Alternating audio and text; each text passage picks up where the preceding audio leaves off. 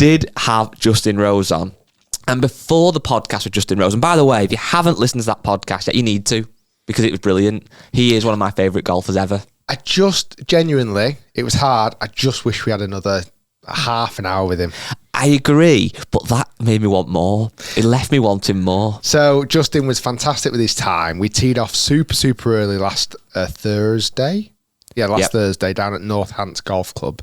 And we did 18 holes, a 10-shot challenge, which will be coming to the channel very, very soon. I think we've mentioned this a few times in podcast episodes at the moment.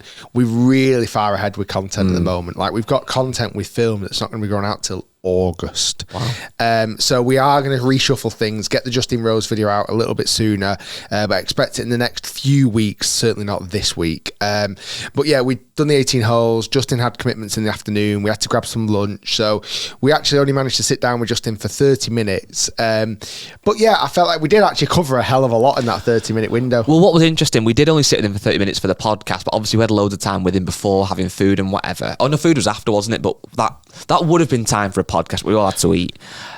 One of my really good friends texted me on Sunday, said, I need to know, I'm desperate to know, what did Justin Rose order for food? Oh, because we said, didn't we? Yeah, and I must have, at the time, I was thinking, what's he on about? Why has he asked that? And I realised we actually talked about it in the podcast. Yeah. So there was loads of us. We had 3 cameramen, me and Guy, Paul and his manager in the Justin Rose suite at Northants.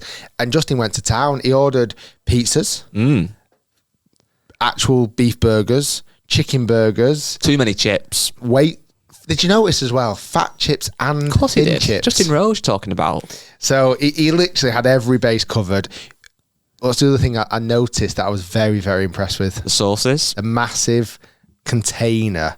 I mean, beautifully presented of tomato ketchup. He had the way he ordered that food was a very masculine energy. We all sat there dilly-dally looking at the menu and I've got this. We'll order 3 burgers. And it was, it felt safe. Part to chef, can you cut the burgers in half so we can, I was thinking, I might be It's sharing. not his first rodeo, is it? I'm going to be sharing a burger and potentially some pizza with Justin Rose. You know, Olympic gold medalist, US Open winner, and definitely Ryder Cup legend, future Ryder Cup captain. And as far as I'm aware, he now passes that test. Absolutely. He's allowed to now become a Ryder Cup captain. Correct. Because if he's got that energy and that control and that leadership, then absolutely. But what I also think is, knowing what you're like, 100% there'll be a time in the future where we'll go to a golf club or you'll be out for food and you'll copy that tactic. Yeah. You'll go, what we having? Everyone's dilly-dallying. No, right, okay, I'm going to sort this. We'll have 3 of them, 2 of them, sauces, and you'll be like, yeah, that was a power move. I copied that from Rosie. Yeah. You know what, though? We didn't say it in the podcast. I could imagine him being the next pick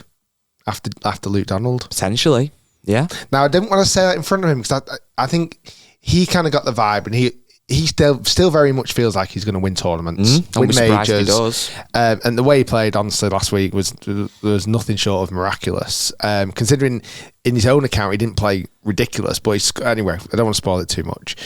But after Luke Donald, once now, unless this ban's going to be lifted from Poulter, Westwood, Henrik Stenson, I can't see that taking place. I feel like Justin Rose is going to be the next pick for a Ryder Cup captain after Luke Donald. The only thing I would say about Justin Rose, something that I didn't really think of until actually being with him beforehand, is actually how young he still is.